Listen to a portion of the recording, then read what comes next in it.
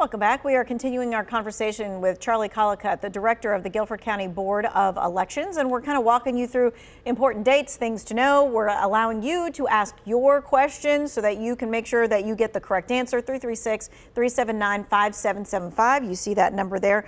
All right, so Charlie, this person says, how do I request a new voting card?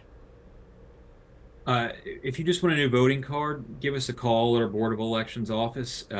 We can get one set to mail out to you.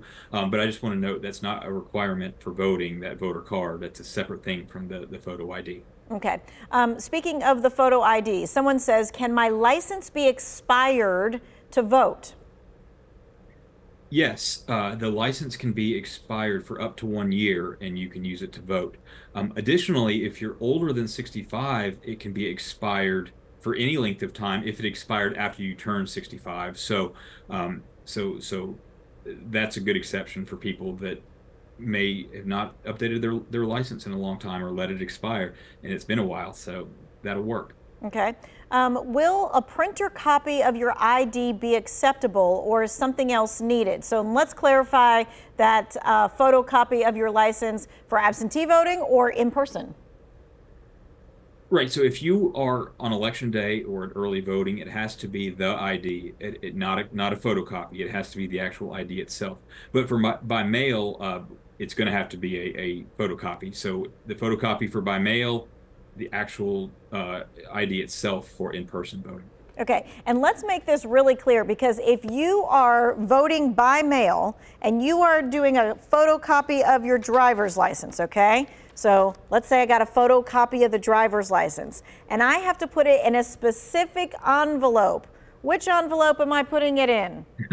All right, so great question. A voter's going to get a big packet of information, and there's an envelope, okay? All right, on one side, there's a whole lot of places for the voter to sign and their witnesses sign and all that. Ballot goes inside the envelope, and then there's a clear sleeve on the front. That is where the ID goes. I don't know how well it's showing here, but that photocopy of the ID or an exception form is going to go in the clear sleeve. We don't want the ballot in the clear sleeve. We don't want to see the ballot. We want the ballot inside here.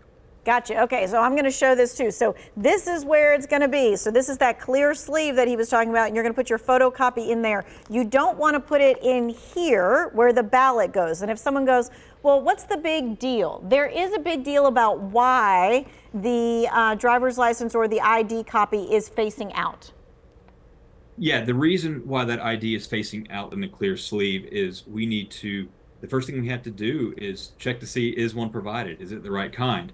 And if it is, then we'll open the ballot later on. But we don't want to have to open the envelope to get your ID out, because that would then compromise the secrecy of the ballot before we're ready to open them and count them. Okay, and we are all about the secrecy of the ballot. Now, someone might say, oh my gosh, all of my information is out here on this envelope sleeve that's see-through. But don't worry, that's not the part that goes actually in the mail, right? So what happens with this envelope?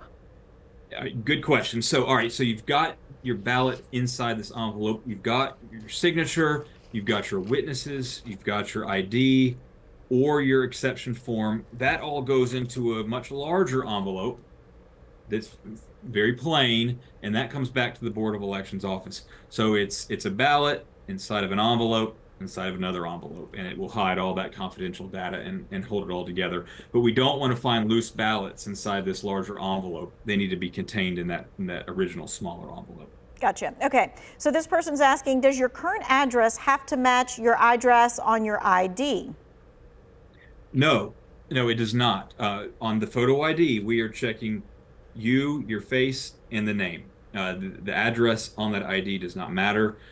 We are doing other verification methods at the site to verify that where your residency is. But that photo ID, if the address is wrong, that's okay. Okay.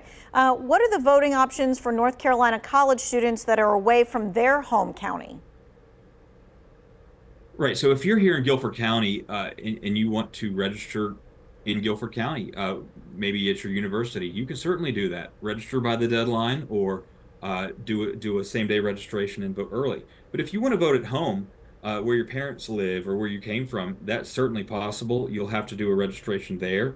and if you want to request a ballot, you'll have to do it from that county. This is a county system in North Carolina, so you have to be registered and request from your home county wherever whatever you consider to be your residence.